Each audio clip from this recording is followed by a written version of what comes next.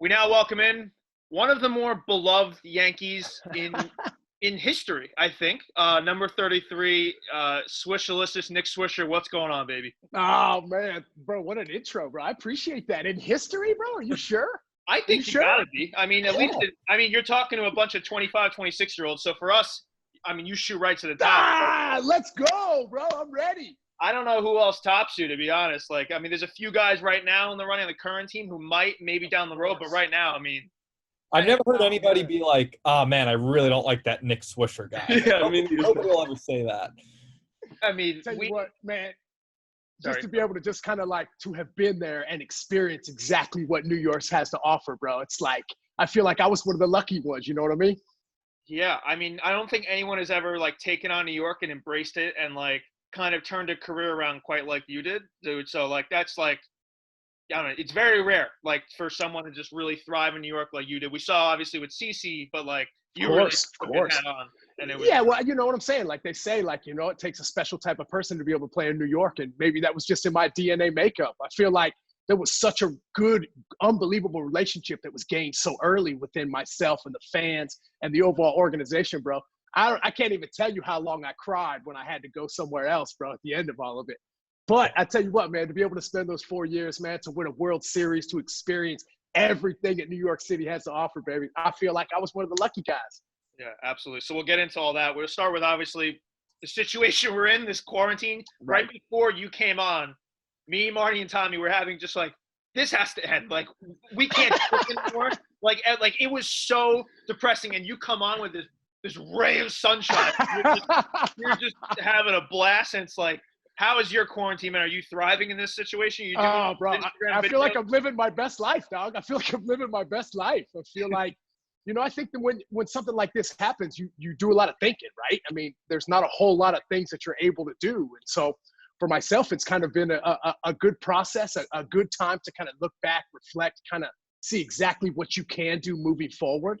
And for myself, man, it's almost like it's kind of hit me right in the face. It's almost like you need to start reaching out and either, number one, trying to help coach, trying to help the youth, and trying to teach people things that they don't already know. And so for myself, man, that's where the Swing Dr. Swish stuff started happening. And to be able to use Fox's platform and to be able to send out one Instagram and the next day have like over 5,000 DMs, with different types of swings, it was almost like, wow, man, like people really want to see this. And so for myself, I'm just trying to do the best I can, man. Like you're saying, put a smile on people's face, let them know that, like, hey, man, I know it's tough right now, but we will get through this. We always do.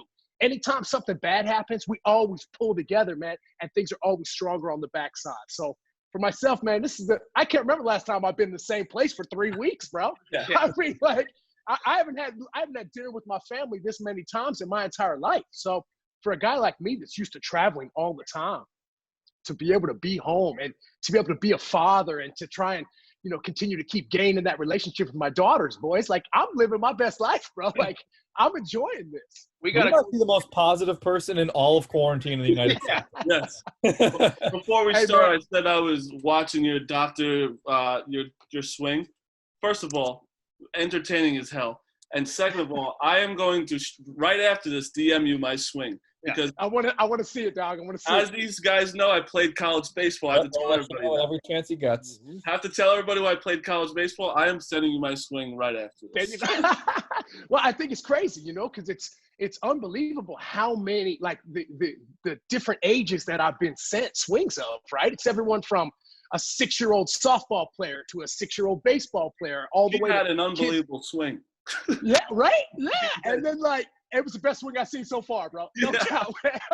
And then all of a sudden you got college kids that are sending me swings as well. So for myself, I've really done a good job of trying to reach out to as many people as possible. I've even kind of gone into the mentoring phase of life where I kind of talk to a couple guys now. We FaceTime for an hour a week.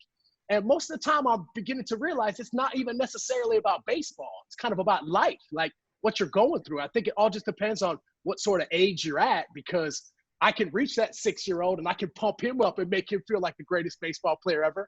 But then I also feel like I could even, go to a big leaguer and really break it down and try to really dive deep into exactly what hitting really is, with philosophies and the whole nine. So I feel like I'm kind of like zooming myself in the right direction. And at the end of the day, bro, like all I want to do is smile, bro. I just want to be happy and I want to live a good life. And I feel like I'm doing a pretty good job of that.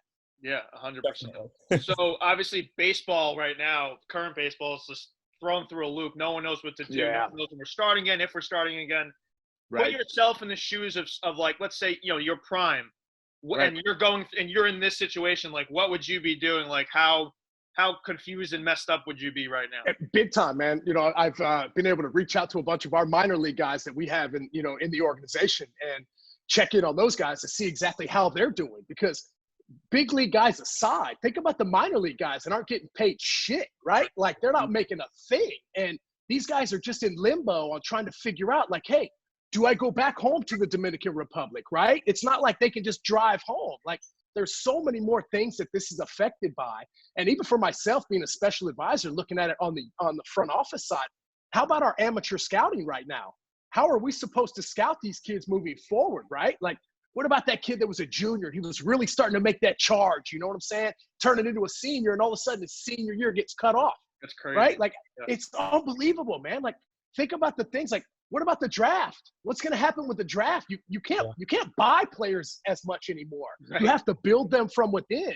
And the draft is a huge thing, especially for us. I mean, we take a lot of pride in what we do as an organization, amateur status wise. So for us, man, it's kind of like, wow, this is crazy town right now because we feel like we could be missing the boat on a bunch of great guys. Yeah, 100%. Yeah, we've talked to a few of those minor leaguers that you probably mentioned, and it's just, yeah, I can't imagine what they're going through right now. I was thinking about that stuff, like not being paid. Like I'm so focused on the major league team right now because obviously, like we all just want to see baseball, but like you don't think about like the other guys right now who are just completely fucked. So yeah, exactly. I'm even thinking about like seniors in high school going into college, right? Like guys that are even trying to make that push to the next level, right? I mean, whether you're going into professional sports or you're going into college ball or something, bro, like this is not good for anybody. So I think that a lot of people are using their social platforms to obviously show people what they have. And I think a lot of, the scouts are really going to have to figure out a way to be creative and try and figure out how we're going to be able to see the growth of these players in a year's time from last year to this year. Yeah, 100%. We're going to get a lot of like steals in like the 15th round or something where, a guy, he wasn't able to like prove himself, but he was really good and he fell. And we're going to have like a bunch of random people who, typically you're not really too much paying attention to the 20th round. There might be some superstars. Yeah. Oh yeah, man. Well, I think even if you look in the past, man, we've got a lot of superstars come after the 20th round. So yeah. I think just in general, everybody's just looking for that opportunity, right? The opportunity to either go into the next level, to get a job, baseball, business world, whatever it is. People just want that opportunity. And I think a lot of opportunities are getting squandered right now because of this pandemic. Yeah. Do you think there's going to be baseball this year? You know what? In my heart of hearts, I pray to God every day, baby. I hope to God so. There's no doubt about it, man. I need me some baseball, bro. I need me some football. I need me some basketball, hockey, bro. I've been watching cornhole and stuff lately, bro. I mean, let's go. This whole golf thing, Tiger Woods and Phil Mickelson, bro, it's going to have like 100 million guys. We're all going to be like this, like watching the screen. You know what I mean? Because we haven't had a whole lot to talk about, right? And we talk about Tom Brady, and we talk about Gronk. And then obviously the NFL draft has just happened. So we got a little bit to talk about there. But other than that, bro, like sports are like, there's not a whole lot we can be chatting about, We're treating the MJ documentary like it's a live sporting event, basically. Hey, by the way, man, how smart is he, bro? Hey, bringing that out right now, I think he was probably getting a little tired of people saying LeBron was better than him. And he was like, man, you know what? This sounds like a good time to pop this thing out. 100%. Sure. I think the day he greenlit the documentary was the day of the LeBron Cavaliers championship parade. So I think it had a little something to do with it. Oh, was it? Oh, yeah, there's a little jab, you know what I'm saying, right? Oh, yeah. So you have a Players Tribune article of, announcing your retirement, and it is phenomenal.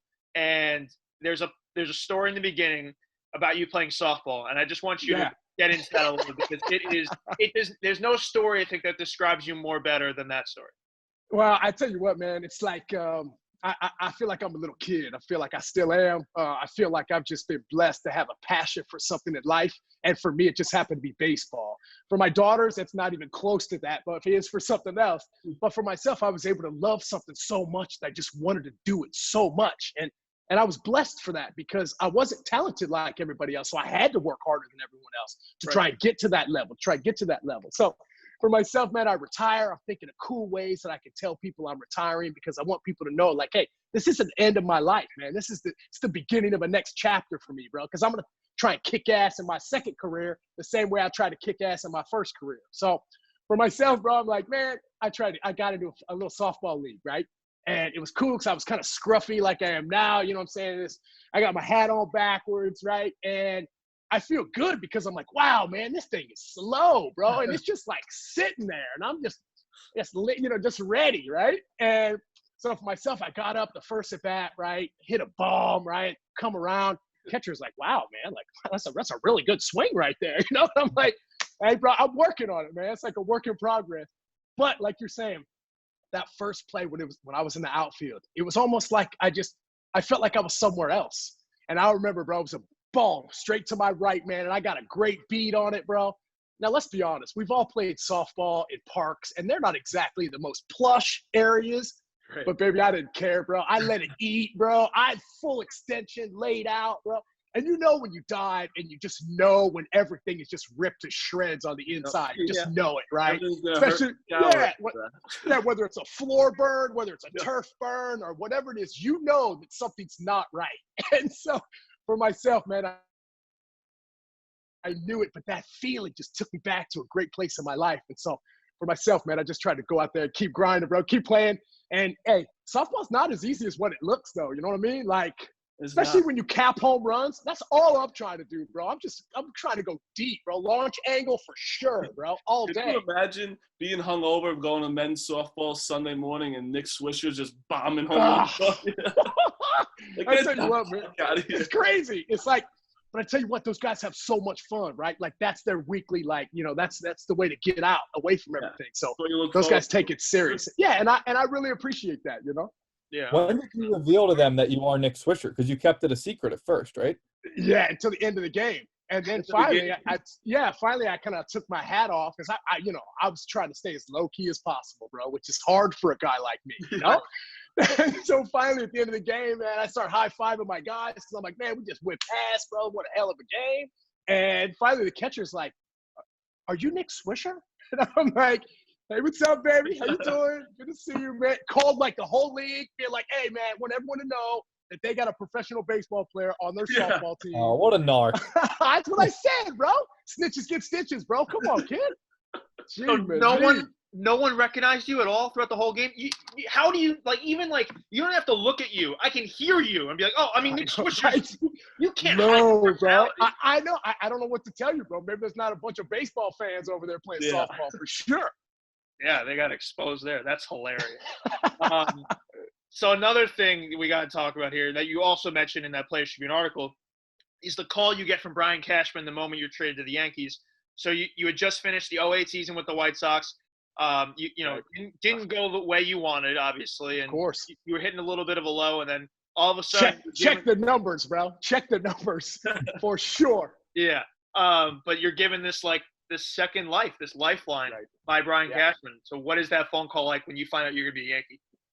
One of the greatest things in the world, because if you look at it in just the grand scheme of life, not even necessarily in sports, it's almost like you put yourself at the lowest of lows, right? Whether it's a breakup or whether it's something that happened at work or you got fired, or just overall for me, it felt like people were losing faith in what I was able to do and losing faith in my abilities to play the game of baseball, which I loved. And that hurt a lot. And a lot of that falls on yourself because, like I tell my minor league guys, you see your pretty little face on the front of that baseball card because that's your numbers on the back.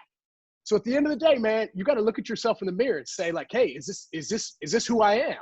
And for myself, I guess I was somebody looking out for me, man, upstairs or something, because you go from the worst season I've ever had in my life. And now all of a sudden you've got the 26-time World Series champ New York Yankees. They want you to be a part of their organization. I'm like, bro, are they talking to me? Or they got somebody else, man. They're not calling me, right? I just hit like 208 or something like that, right?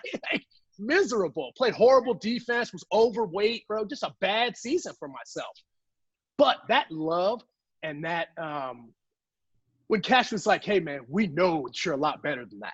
And for him to put that faith inside of somebody like me, I'm the type of guy, bro, you give me a hug, I'll run through a brick wall for you. But if you come at me and you're yelling at me, you're talking at me, that's a whole different ball game. Right. But for the way that Cash presented it to me and came to me, whether he knew what he was doing or not, he was creating just an absolute animal on the inside, because it almost just like broke all that negativity away from me and just let me be me. Because, hey, let's be honest, y'all. For somebody of personality like me walking into the New York Yankee locker room, bro, it is intimidating. Right. Because you can't be you. You're not supposed to be loud. You're supposed to be seen and not heard. Right. So for myself, the love that Cash gave me and the love that the organization gave me and the opportunity that they gave me was so powerful for a guy like me. I was just like, oh, babe, you don't even know what you created. And look at what happened, right? End up winning the World Series that year. I met my wife that year, fell in love, bro. Like, come on, bro. Like, what do you want? You know what I'm saying? Like, just my life just was the greatest. I don't care who you think lives the greatest life on the planet, but for myself, bro, from 2009 moving forward, bro, I feel like I've lived one of the coolest, most awesome lives on the planet, because I know there's a gazillion people out there that would give their left arm to trade spots with me. I know that for a fact. You mentioned that personality, being so unique to the Yankees. I feel like we always hear a lot about, and you get a lot of credit for 09, that you sort of walked into the Yankees locker room and you said, one quote I think was like, you said, it's stuffy in here. Like you started blasting the music and stuff a lot. So what was that like when you get down there in spring training and, how you kind of changed the culture around? I mean, you really don't know what to do. And at that point, man, it's literally like you walk in there, bro, and there's nothing, bro. Like there's 800 reporters and you can't hear a thing. It's just quiet, bro. Everybody's doing their own thing. Now, little did I know that locker room when Joe Torre was there was a headphone locker room. Like there was no loud music being played at all. Everyone had their own headphones on. Everybody had their own thing. But at the end of the day, like, why you gonna rock that boat, right? They won 26 world championships. Why you want to rock that boat at all? But I think if you look at the clientele that was brought over that offseason, myself, CC Sabathia, AJ Burnett, Mark Teixeira comes over. You got to remember, there was like a whole new group of guys coming over that knew nothing about what being a New York Yankee was other than being on the outside. Right. So I think the one thing that I can give most credit to is guys like Derek Jeter, Jorge Posada, Andy Pettitte, Mariano Rivera, Alex Rodriguez. The leaders of that locker room let us be us. And that is the biggest thing that you could do for somebody. And that's what I try to tell young kids, like, be you. Because when you take that field and you are confident in who you are and what you bring to the ballpark each and every day, bro, that's a powerful thing. And so for them to let us be us, you remember we had like 14 walk-off wins. We got the pies going that year. Yeah. Like it was amazing. So to be able to kind of be part of that and to be able to be in that locker room was amazing. The music thing just happened to me just being loud and being a punk, because I was like, hey, JD, I need this karaoke machine you got right here, bro, because I need to play some jams, bro. And so make a long story short, I played some jams and I was nervous because, dude, this thing was like this big. It was like the biggest speaker you could ever see. Johnny Damon does nothing on a small level, bro, for real, right? So I start blasting that music and I'm thinking to myself, like, somebody's going to come over here and say something to me at some point. No, it just ended up being guys just kind of walking by and be kind of like, okay, I like that jam.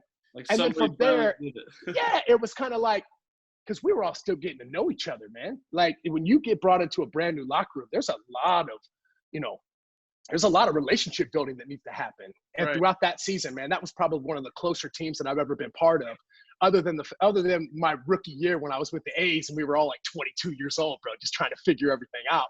But that 2009 season was such an amazing year because I learned so much about the game and about life.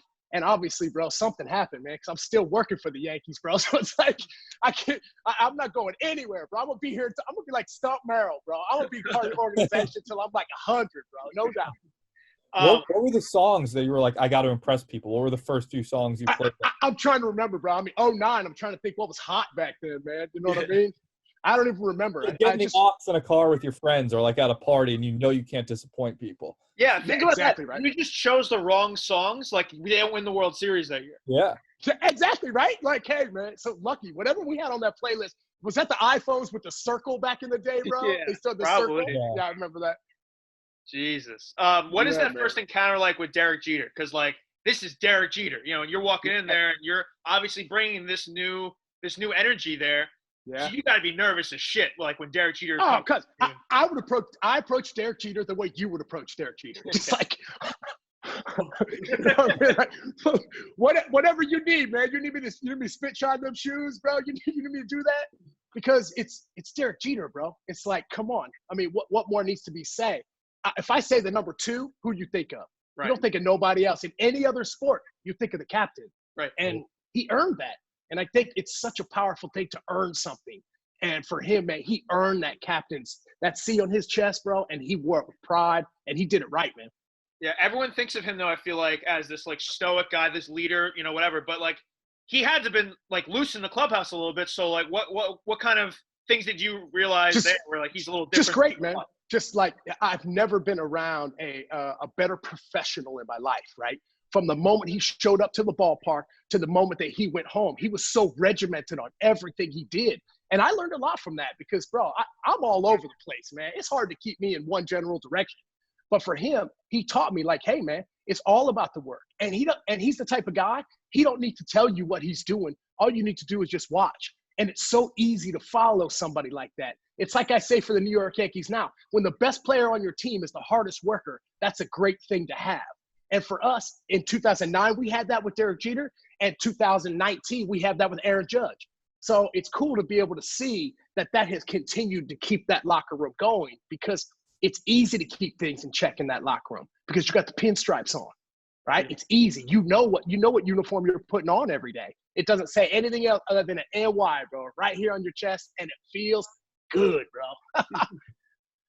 Another guy you're dealing with there, kind of his counterpart, A-Rod, obviously. Yeah, of course. There's always those stories of them going back and forth. But what did you know, their friendship, what did you see from the outside perspective of them two going at it in 2009 and kind of coming together? Yeah, you know, I'm that type of guy, man. I try and I don't judge a book by its cover. I try to judge a human being on how they would treat me. And yeah, you've heard a lot of stories about Rod and the whole nine. And by the way, let's just be honest, bro. No, if there is somebody that's dominated life more than me, it's probably him right now, for sure. Definitely him.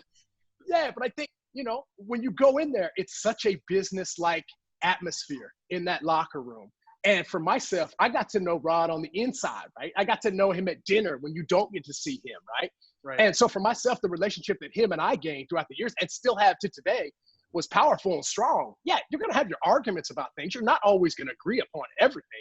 But at the end of the day, man, it's like I knew he had love for me and he knows I got love for him. So whatever story you want to tell about anybody's personality, man, you really got to go on how they treat you. And he treated me like a teammate and as a human being, man, which I can really appreciate because I think in today's world, being relatable to people is like one of the biggest things. They're like, man, I agree with that guy. I know what he's talking about. So I was lucky to be part of all that stuff, man. Posada, bro. You remember when he was yelling at me for when I was pitching that one game and I'm laughing, doing my interview, and he's just staring at me like this, bro. Like, I'll kill you, bro. You know what I'm saying? Have you ever seen Jorge Posada? He got these mitts, bro. He got the biggest, strongest hands, dude.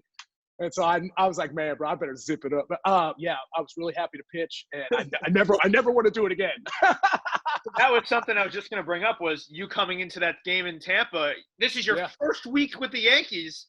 You haven't even put on the pitch drums yet because you guys haven't been home yet, and you're in a game.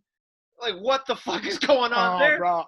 Well, also, too, man, at the beginning of that season, bro, I started off on the bench, bro. Remember a guy by the name of Xavier Nady, bro, who was a baller, bro. We got a question about him coming up. Don't worry. Yeah, played in front of me. So I got an at bat. I think in the second game, I got an at bat in the third game, and I think I got a start. I'm like, man, I better do something and I better do something big, bro, because if you don't take that opportunity and go with it, bro, they got guys waiting in the wings, bro, just waiting to come. Right. So for myself, man, when I got that opportunity, I was like, bro, I better do it. And then all of a sudden we're playing the Rays. We're getting smacked like 15-5, bro, like something horrible. Yeah. And Girardi, bro, is just like pacing around, bro. And he don't know what to do. He looks at me, bro. I got like 15 wristbands on, bro. Like I got the tape, the whole nine, right? He's like, have you ever pitched? And I'm like, oh, hell yeah, Skip. Absolutely, man. He's like, good, you're going to next inning, but take off all that stuff on your arms. And I was like, all right. So I'm peeling off my wristbands and stuff, you know what I mean? I'm like, bro, I'm going to pitch for the New York Yankees. This is crazy. And I went out there, bro, and I did the most epic thing possible, bro, as a position player. You struck somebody out, bro. Oh, I couldn't believe it. Hey, man, Gabe Kapler, bro, I love you, dog, but I send you that video once a month because I want you to remember, bro. Who got you, baby? Once a month you send that to him? Every now and then, bro, because Gabe and I, we worked together at Fox, and we did the World Series together in 2014, which was awesome, man. And I really got to know him a lot better than obviously just being on the other side. But he had one of the greatest quotes of all time. Somebody asked him after the game what he thought about that strikeout, and he said, well, now when someone asks me what my most embarrassing moment is, I now have an answer. That's incredible. So obviously, you brought up Xavier Nady. And the most interesting part about that is you live with this guy, right, to start out. He gets hurt. You end up taking his job. That could be more awkward if you tried. You know what, bro? He was one of those guys that just literally, bro, it was almost like, but let's be honest. I mean, he hit like, what, 290 the year before? Like, I think he hit like 30, drove in 100. I mean, like, he's thinking, bro, my job is safe, bro. Like, who's this? It's Nick Swisher, bro. Who is this guy, bro? I don't know that guy. He got bad hair, bro, or something, you know? But at the end of the day, we became buddies. And for the first couple of weeks of the season, when we were at home and I was still waiting to get my apartment, I stayed with him and his wife. And at that time, I think it was Xavier the 7th, X7, right? And so to be able to have somebody like that welcome you in, I mean, come on, bro. The moment I stepped in New York, just great things happened to me. And it's almost unexplainable how they happened, but they did.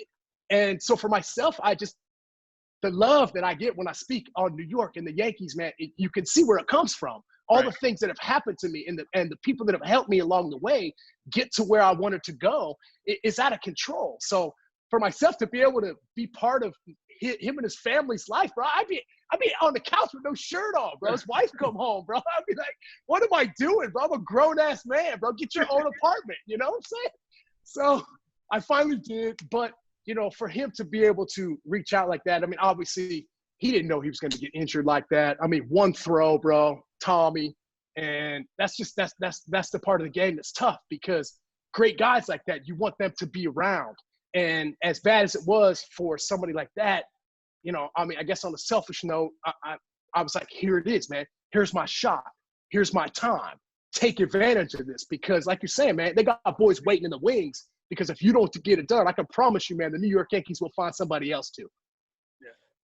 Do you have a moment from that season where it's like you talk about how well you embrace New York? Is there one specific moment from a game or maybe just living around the city that you think of where it's like, wow, like this is home and I'm a Yankee? I think it happened awfully quick.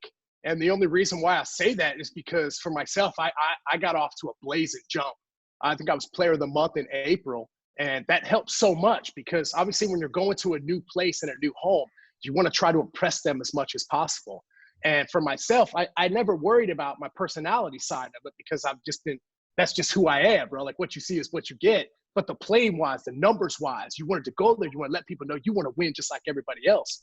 And so for myself, I just remember just waking up one morning and just driving to the ballpark. And I remember the doorman being like, oh, hey, have a good game, Mr. Swisher. And I'm like, oh, damn, this dude knows my name, bro. He knows my name. So I think just so many things happen. Being on the front page of the Post, back page of the Post, bro, like good or bad, you're like, wow, bro, holy shit, man, it's a New York Post, bro. You know what I mean? It doesn't get better than that. Did you take the subway at all? Did you have a subway moment where I feel like everyone one subway moment? Yeah, I did. And it was a little much, man. But, you know, I'm that type of guy, man. Like, hey, bro, if I got to go to the grocery store, bro, I'm just going to walk to the grocery store. You know what I'm saying? Like, I don't need to go in the back door. But, you know what you're going to get, bro. A whole bunch of high fives and stuff. And I don't know, man. I don't know about moving forward if I'm allowed to do that. You think people will be like, oh, man, Swish, I don't know if we can high five anymore. It's good to see you. It's good to see you. You know what I mean? Yeah, you might be a little screwed with that. A little bit. Yeah, right? I mean, bro, I haven't hugged somebody in like 4 weeks, bro. This is killing me, man. Yeah, Other than my wife and kids, bro, I haven't like chest to chest with anybody, bro. Yeah, you think you're fine right now. You're thriving. But once we get back into like society, like you're basically going to have to live a different life. So I know, bro. I think there's just a lot of things people need to think about moving forward, exactly how we're going to do it. I heard Dr. Fauci saying that like we weren't going to shake hands anymore. Yeah. And I'm like, bro, I need that physical touch, bro. You know what I'm saying? Like high five.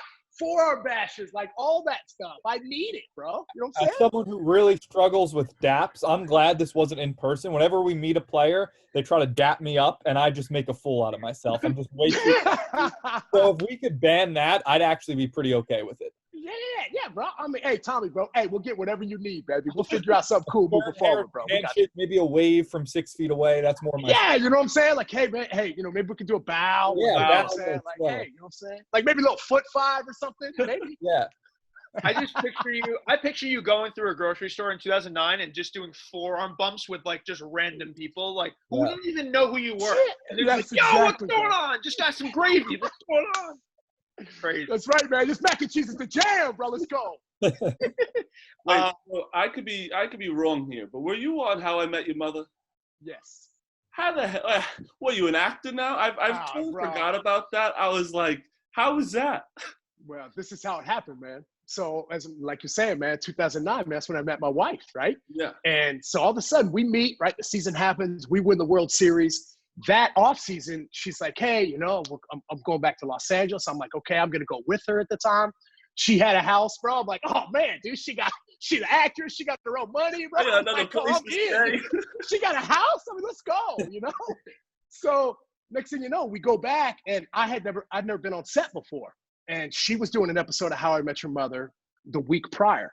And so I was like, baby, can I go to set with you? She's like, oh my gosh, I would love for you to.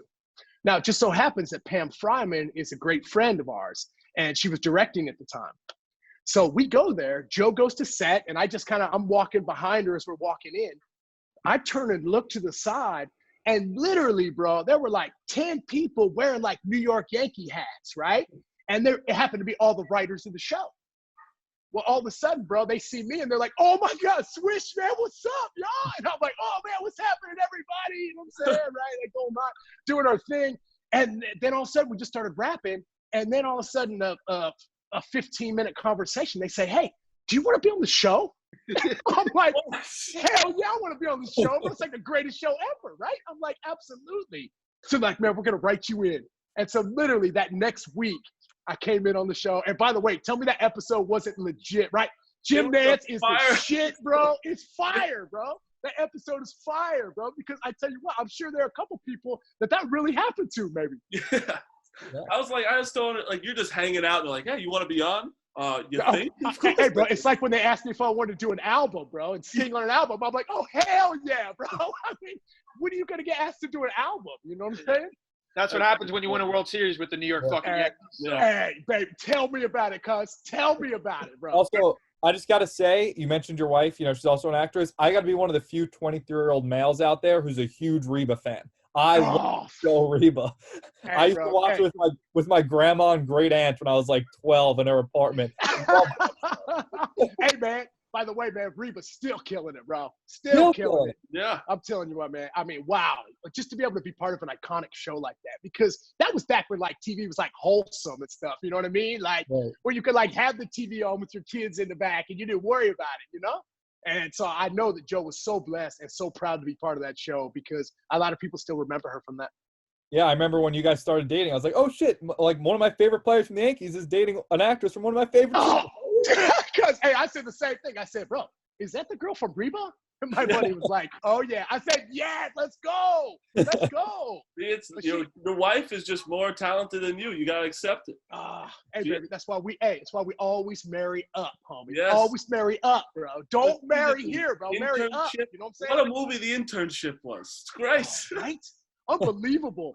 She said that was such Vince Vaughn, bro. He's amazing, dude. That movie was classic, bro. Classic. Yeah. That movie is so much better rated R than the PG-13. Like, there's such a drastic difference. The rated R. Exactly. Oh, yeah. Done. Oh, yeah.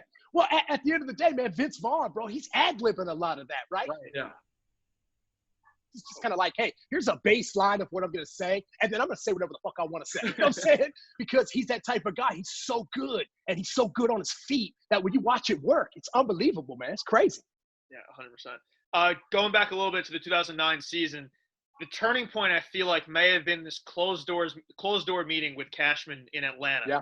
Talk a little bit about that and how like it really just woke everyone up.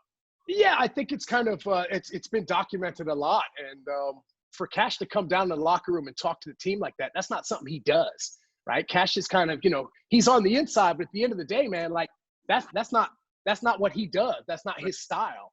But things were obviously going in the wrong direction for him to make a trip all the way down to Atlanta, bro, to be like, and literally it wasn't the ass chewing that everybody says it was, even though it felt like it. I think it was just a reminder of exactly who you guys are, what uniform you have on your chest, exactly what we did when we brought CC Sabathia over and Mark Teixeira over and AJ Burnett over and that crazy motherfucker in right field.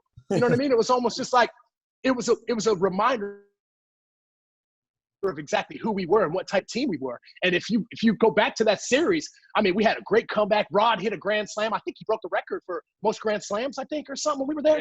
And make a long story short, man, it was a great turning point for us because you're right, we did not start the season well. And you remember opening day at Yankee Stadium, the Indians put it on us, bro. If you remember that one, right? I mean, there was a lot of growing pains that we went through with that team moving forward for sure. Yeah, I feel like that's just – it's not even like the message he says, but it's when Cashman speaks and is like, oh, fuck. Like the guy who never talks is going to say something, we're in trouble. Like, we got to figure this out. Exactly. The guy the only time I see him talking is on TV. Hey, man, if he's talking to you in person, something's wrong, bro. Yeah. Something's wrong. 100%. I feel like another one – so we've had Phil Hughes on the show, Jabba Chamberlain. We always have to ask about the Jay-Z party. Do you have a recollection of that party or like – It was a good one. It was a good one. By the way, those guys, if you think about it, man, even think about all the different personalities we had, right? Like Jabba Chamberlain was on that squad, bro. Come on, man.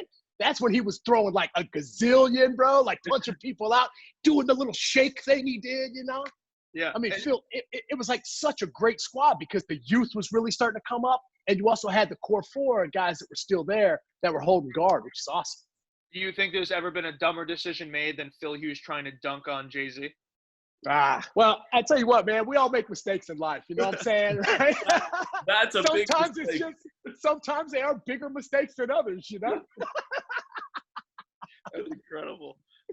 So obviously the 2009 World Series, A-Rod just puts everyone on his back. Matsui too. Obviously, I mean, he was unbelievable in that and going to clinch the game and just all the time.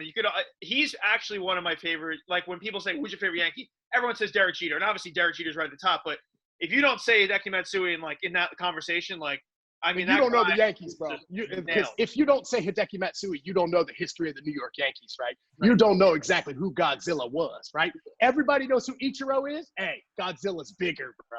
Bigger. And not only that, think about this. He won the 2009 World Series MVP, and he only had one at-bat in Philly. We played 3 games in Philly, and he only had one at-bat. He went deep, by the way, and ended up winning the MVP and didn't even play in Philly, ever. It's just like every time I see him, because he's an advisor as well, I'm always like, baby, thank you so much for that rain, cuz. I appreciate that, man. That was amazing, bro. How is his English? Do you have conversations with him normally? Oh, yeah, bro. Don't let him trick you now. Don't let him trick you, bro. He knows what you're saying, bro. For real. Him and Ichiro both. They both know what you're saying. Ichiro, I can see that. So, like, as a teammate, though, like, he's just all there. He's the best. Yeah, just great, man, because you know what you're going to get from a guy like that, right? And obviously consistency is crucial, especially in the game of baseball. You want to post every year. And he was one of those guys, man, that he posted every year. Even when he wasn't playing in the field anymore, he still posted. And to be able to have veterans in your locker room that not only have dominated the game from, in Japan, but to come over and dominate the game in the United States too, man, like that's like that. He paved the way for guys like Shohei Ohtani to come over here and do what they did, man. Because if you didn't have Hideki Matsui, you wouldn't be getting all these new guys coming over. Yeah. In addition to Hideki, A-Rod obviously has the huge playoffs. You mentioned your relationship with him. What was it like watching him? Because he had like such a playoff monkey on his back coming into that. You think he's getting like dropped to 8th in the order against Detroit a couple years before that. Everyone said he can't come through in the big moment. What was it like to watch him? Like, could you see the relief in him when he was becoming a playoff hero as it was happening? Yeah, it's funny, man, because I never experienced playoffs with A-Rod other than the fact when he just kicked ass, So it's like I don't know it from any other side other than watching him just come through a clutch hit after clutch hit after clutch hit. And I think when you have someone with that much talent and the numbers speak for themselves, it's only a matter of time until something happens. And it just so happened that 2009 was that explosion. And for him, man, to be able to come through like he did for us against the Twins, for him to come through like he did for us against the Angels, for him to come through. I mean, it was just like there wasn't anything that he didn't do that series. And so to be able to watch that unfold, I guarantee you, man, like you could just tell because there's that smile, right? Like there was no frowns. He just knew that what he was going to do. He was so locked and loaded that postseason, man. He's one of those guys. He's a very regimented guy too. And when that guy was healthy, bro, one of the best in the game. Can you see this guy owning the Mets? Yeah, I saw that. I haven't exactly talked to him about that. I'm interested. But, I mean, let's be honest, bro. Can you name a bigger power couple in the world other than Alex Rodriguez and J-Lo right now? I don't think you can. So, at the end of the day, man, they got the buzz. There's no doubt about it. And, I mean, I don't know. Derek Jeter bought the Miami Marlins. You know what I'm saying? Like, in his hometown, 305, baby, right. So, I know that he wants to be he's such an amazing businessman as well. And obviously you've seen all the things that he's done and the talks and all that. I mean, hey, bro, I think he'd be a great owner. I think because I think he loves the game of baseball and he also loves the game of business. And I think when you match both of those two together, those are owners and general managers. Tommy, you might be in trouble because you hate the Mets more than the Red Sox and you love A-Rod more than anything. So this is just he just can't own the Mets. Tell him if you still talk to him, soon, just be like, hey, I just went on the podcast and there's one fan that really doesn't want you to do it. Like for his sake, just like don't buy the Mets. My guy Tommy says, bro, don't do it. I don't want the fucking shut it down. Royals or something, A-Rod. We don't want to deal with you owning the Mets. I don't know how I'm gonna handle that. Well, I tell you what, man. I mean, I think if if you look at it, man, that would be a very enticing place to go. I mean, there's no doubt about it. Yeah, I think that would definitely challenge the Yankee brand for sure. And obviously, if he was going to be the owner, I could promise you he'd bring along a bunch of his people as well. So I think if you're looking at that side, man, like maybe he got a plan. That man's always had a plan. There's no doubt about it. He really has. I just realized just now that all four of us have we share the same thing. We're coworkers with A-Rod. A-Rod has a podcast with Dark Sports. Yeah, exactly, right? Sports. Yeah, exactly, bro. Yeah, man. The and only difference is A-Rod has no idea who we are. 0.0 chance he knows who we are. Other than that, basically the same thing. Yeah, basically the same. Yeah, other than that, we're all the same. We're all the same. I read that you were fined the most money in 2009 from the Kangaroo Court. What's the most bizarre, obscure thing that you were fined for? It's funny, man, because, Mariano was the judge, right? And Mariano would come in and he'd have the whole, the wig, the dress, the whole nine, bro. And I mean, when they say, Mariano, hey, man, you're fined X amount of money, hey, sure, here you go. Yeah. And so for myself, man, it was just kind of like, hey, man, whatever y'all want, man. I'm in New York City, bro, living my best life, bro. Whatever y'all want to fine me for, I'm down for that, bro, because I'd rather be getting fined here than somewhere else. I know that. You were broke after the season because you just keep giving money to Mariano. Mariano just taking your Well, side. usually at the end of the year, all that money kind of goes into a team party, or it usually ends up going to a charity or something like that. Yeah. And so for us, you end up, no matter how much you get fined for, man, I sponsored the party, bro. I was one of the sponsors, Those Kangaroo Courts are like the funnest things in the world, though, right? Like they like make a Yeah. you forget a belt one day or something like that. Oh, yeah. I know the Yankees probably supplied you with some belts, but like in college and stuff, I would forget everything, and I'd always get fined. And it was terrible. Yeah. Anything, bro. If you didn't have on socks, bro. Yeah. If you didn't have on like all that stuff, so it's crazy, man. What comes to mind is like the weirdest thing like you got in trouble for with that? I'm trying to remember the weirdest thing I've ever been fined for in my life was when I got called up to the big leagues in 2004 with the Oakland A's. I show up in Toronto day one with a fine list of 11 fines for $100 a piece, right? And I hadn't even stepped foot in the big league locker room. And so one of the funniest ones that I could remember, fined $100 for having Brady Anderson style sideburns, bro. You remember that long sideburns he had, bro? Yeah. And so, man, it was just kind of like, what are you gonna do, bro? I'm in the big leagues. I'm here. I'm doing something I've always wanted to do. I mean, come on, bro. Like, you can't get mad at that, bro. Hey, I'll pay double, bro. I'll pay double. So were you a superstitious guy? Yeah. All Yeah. 4 games. You were. Yeah, it's like you want to call superstition or routines, bro. But I was definitely something for sure. You know, like I'm still to this day, man. I find a heads up panty bra, pick that thing up, put it in my back left pocket. You know what I'm saying? God. You know what I'm saying? It's almost like if it ain't broke and it's working, bro, I'm wearing it, bro. 100%.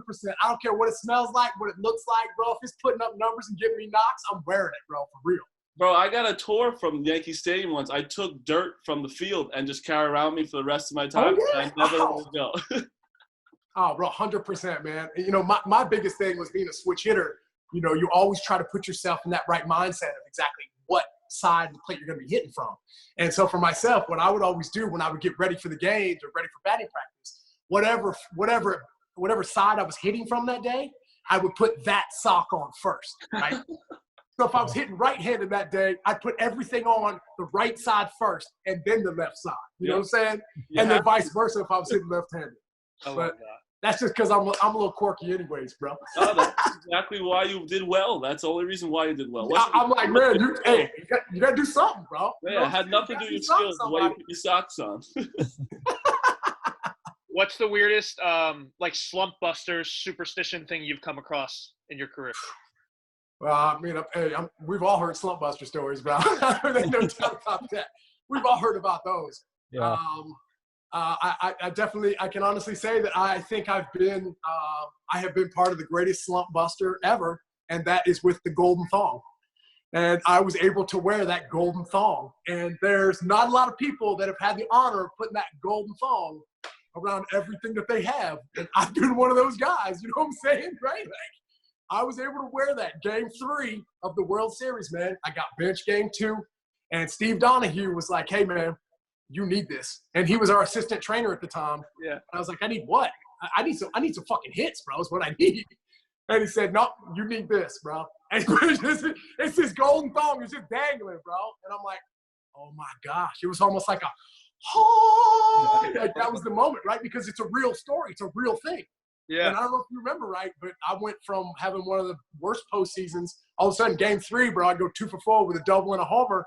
And after the game, I wanted to keep it, bro. And Stevie was like, no, give it back, bro. It's a one-time thing. So at least I was able to wear it one time. I had no idea about that. No idea that you wore it, at least. I mean, I know you know the golden thong, but I don't know if people know that should credit the game 3 success and sort of Hey, bro, at that point in time, bro, I would have put anything on, bro. I mean, I would have been like Nuke LaLoosh, bro. I mean, whatever you want me to put on, bro. The garters, the whole nine, bro. Searching for a hit at that point. I wonder what the your ass full list breathe. is of That's people. why you went 2 for 4. That's it, man. That's it, bro. Remember that, bro? Scored a couple runs, bro. Yeah. Petty drove me in. You remember that? Oh, bro, come on now. I was cruising around the base, bro. Yeah. That dog was working for A lot me. less weight down there. I wonder what that full list is of people who have worn that golden thong. It's obviously Giambi kind of really like Nate brought it in. Yeah, you know what? Supposing that golden thong comes out in the worst moments for an individual. And obviously, for myself, it couldn't have happened at a better time because it completely turned that entire thing around.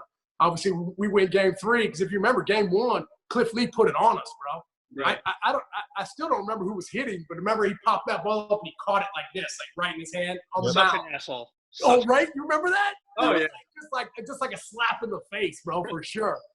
But That was he like, put it on us. are we going to get swept at this point? Because, like, what? He's just doing this shit. Like, it's Oh, bullshit. yeah. Remember Jimmy Rollins came out and was like, hey, Phillies in 5, the whole Yeah. 9, bro. Like, hey, bro, we had that thing plastered up everywhere. That game Yeah, too, that thing plastered everywhere. Alicia Keys' performance, that turned everything around. Oh, bro.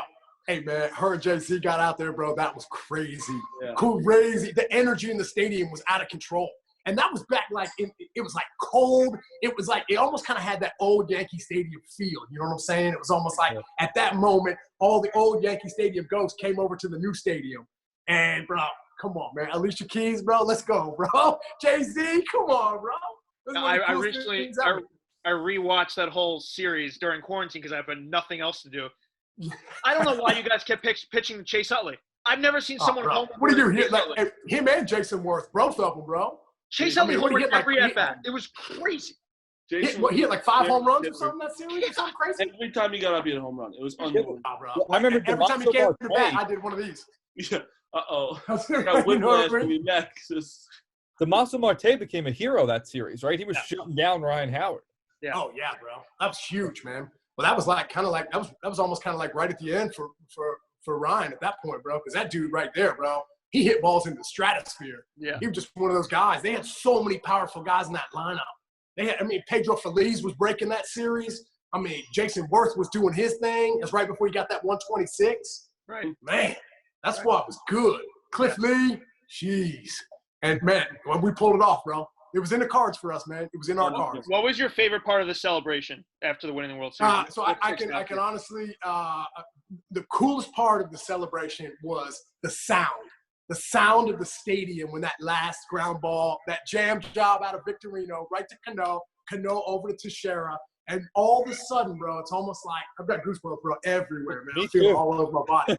It's like there is a sound that the stadium makes that you can't replicate, and you can't even explain exactly what it is because it's almost like a vibration. You know what I'm saying? And it was so loud, and it was, come on, bro. 2008, they didn't go to the playoffs the year before. Yeah. Like that's almost unheard of. It was almost like from one of the worst seasons ever to one of the best seasons ever for us as an organization. And I think we were all so proud of each other because we all leaned on each other. Everybody had a part. There was a lot of, Melky Cabrera had a monster year that year, right? Robinson Cano, bro, he's a stud anyways. But still, there were so many awesome things that happened in that season, man. It's almost like we could be here talking about that all day. Yeah, 100%. All right, so we'll begin to wrap up here, but I do want to get 2016. You come back to the Yankees, you're in the minor leagues. Yeah. A little change here. But is that so? Like, obviously now you're the special advisor. But was it there? You're like, okay, I could see myself in the future, like, mentoring these guys a little bit. Yeah, if you look back on it, that year, 2016, was probably one of the coolest years for me because I got to establish relationships in the locker room with the baby bombers, right? Like the Gary Sanchez of the world, the Aaron Judges of the world, right? Jake Cave, who's in Minnesota, right? Brent Gamble, who was in Seattle. We had so many studs on that, Severino. And so for myself, it was almost like I was the guy in the locker room at that time. And so to be able to develop relationships with those guys, it ended up helping me out so much moving forward. Because at that time, you're still thinking like, hey, man, there's a shot for me. Like, I just want to get back for one more game, right? I just want to run out to right field one more time. So that's on the forefront of your mind. But as the season progresses, you know that that's not going to happen. And you know that you're not going to have the ability to run back out there anymore. So then something shifts. And for myself, it shifted to be like, hey, man, Swish, it's not all about you anymore. And as athletes, you're so used to it being about you. You have to make sure you get your rest. You have to make sure you get the ballpark at the right time and all that stuff. So for myself, I was just kind of like, it's not my time anymore. So I need to try to do my best to try and help these guys moving forward. Right. And then finally, our second daughter, Sailor, was born. And I remember calling Cash, and I'm like, I'm not going back, bro. I'm crying, man. I'm like, hey, man, I'm not going back, man. Like it was just one of those like proud but like saddest moments ever because it was almost like being a senior in high school and you're not playing anymore. Yeah. And for myself, it was like I was taking off that jersey, emotionally right there on the phone with Brian Cashman. And then all of a sudden I get a phone call a couple months later and he's like, hey, I need you. Yeah. And I'm like, Cash, what do you need, bro? I'll do anything for you. He's like, I need you to be part of my organization. Fuck yeah. And I was like, wow, man, come on, bro. Yeah. Like, that's twice. That's twice I've been asked to be part of the New York Yankees, bro. It's like, come on, bro. Like, that doesn't happen. Most people don't get it once, bro. I've got it twice. Like, that's crazy. It's just the pride and the love that I have for that organization, bro, just runs so deep. It's like all the things that have happened to us during this COVID-19, the people we've lost from, Hank and, even, from everybody, bro. It's like we're such a tight-knit group. Anthony as well. We're so tight-knit. That's why this organization is what it is. And that's why we win these championships, because the infrastructure of the organization is so tight. And the love and the passion that everyone that works there has, it's easy to go to work when you work for the New York Yankees because you know what's expected of you. And I think that's why we stay at the top, because people expect us to win, and that's exactly what we want to do. I'm ready to go through a brick wall right now. When you went off for a second, I said, I'm going to run. I'm like, go out of this house. Yeah, that was like, the Yankees should just have that little monologue right there playing throughout the halls of Yankee Stadium. Hey, bro, like, it's crazy, man. It's like, bro, I'm just a little punk, bro, from like Parkersburg, West Virginia, bro. Like, I went from the outhouse to the penthouse, bro. It's like, it's out of control that somebody like me, I always think to myself, why me, right? Like, why was I the guy? Why didn't you pick somebody else? Why didn't somebody else get that opportunity? But I was one of those fortunate guys. And I don't take that shit for granted at all, because I know that doesn't happen to many people. And so people are always like, bro, why are you smiling so much? And I'm like, bro, I've done everything I've ever wanted to do. I'm fucking 39 years old, bro. I'm a puppy in life, right? I got a hot-ass wife, 2 beautiful daughters, right? Like, my life is amazing. So, like, I'm only going to do my best to bring sunshine to the world, bro. And if somebody else needs some help with that, bro, just call me up, bro. Hey, Marty, bro, I'll be your cup of coffee in the morning, cuz. I got you, baby. I'm not call me up. You know I'm gonna have to call you. I'm gonna call you. We have a whole intro to this show that gets people pumped up, but I'm just going to delete it, and we're just going to put that little pump-up start. Yeah, that's it, man. Yeah. That's it. You're going to be listening to our Porch, you're just going to hear Nick Swisher pumping you up every morning, and that'll be it. That's it, baby. That's it. Come and get it, baby. Hey, because when you hit that ground in the morning, bro, you better be ready to kick that day's ass, bro. No doubt about it. We got to get a little group chat going between the 4 of us and just text us every morning. That's it. That's it. Hey, we'll do morning Zooms, right? Fill 7 the a.m. day. Zooms, bro. We're ready. I Ready. love that. So you're traveling with the team a little bit last year during the postseason. Yes. You traveled with Houston. And, I know Minnesota, but was it Houston as well? Yeah, man. That was like the first time that I've been able to do something like that. And obviously that was it was such a great run, obviously stopped by, Houston. But still, like, the honor that you have when you're sitting in Hal Steinbrenner's suite watching the Yankees and he's asking your opinion on something. I'm like, you want to know my opinion, bro? I'm like, anybody else, you want to know my opinion? Like, what an unbelievable gift. And for myself, that's why I take that job so serious, because I want them to know that I have that same love and that passion that they do. Because come on, bro. Hal is in it now, and he wants to win. Right. It's been a minute now, right? I mean, New York is itching for another winner. And I know Hal wants to give that to him, and I know Brian Cashman wants to as well. Hey, listen, man, he won a World Series with Joe Torre, right? He won a World Series with Joe Girardi, and you're damn for sure he wants to win a World Series with Aaron Boone.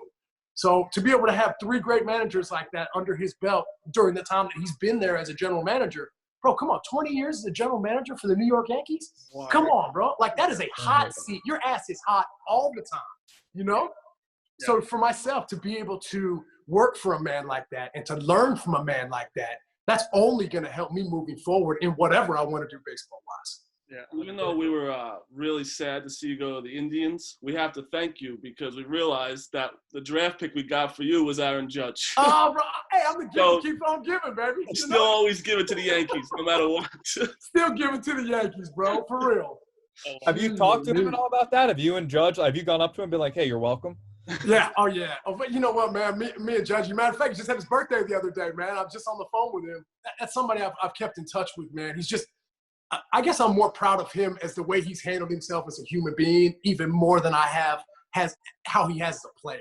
It's almost like you knew what he was going to be able to do as a player, but the way that he's handled the media, the way he's been a leader for that team, the way he's been a leader for his friends in the locker room, it's like those are the little things that make somebody who they are. And Aaron Judge has those qualities. Not everybody does, bro. Not everybody has those great qualities like that. But for somebody like him, man, it was almost like written in the stars from Jump Street, right? From the day he was born and brought into his family's life. He knew something great was going to happen to a kid like that. Because you hear when he speaks, it's almost like I want my daughters every time he speaks to listen. I'll be like, hey, man, listen to this guy because this is what you should be like. Giving back. It's never about him. It's always about the team. He never speaks individually. Always about the team. Like I said, man, when your best player thinks of the team first and is your hardest worker, come on, bro.